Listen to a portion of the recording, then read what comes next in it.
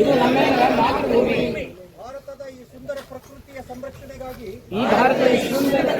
ಸಂರಕ್ಷಣೆಗಾಗಿ ನಮ್ಮೆಲ್ಲರಿಗೆ ಪ್ರೇರಣೆ ಅಮೃತಾದೇವಿ ಎಂಬ ಮಹಾತಾಯಿ ಅವರ ಬಲಿದಾನ 370 ವರ್ಷಗಳ ಹಿಂದೆ ನಮ್ಮ ಪೂರ್ವಜರು 363ಕ್ಕೂ ಹೆಚ್ಚು ಸಂಖ್ಯೆಯಲ್ಲಿ ಪ್ರಕೃತಿ ಸಂರಕ್ಷಣೆಗಾಗಿ ಬಲಿದಾನ ಮಾಡಿದ್ದಾರೆ.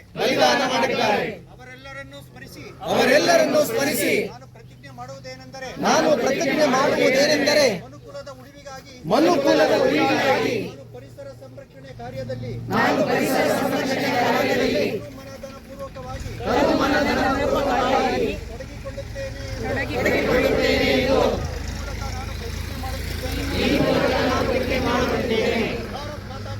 ಭಾರತ್ ಮಾತಾ ಕಿ ಜೈ.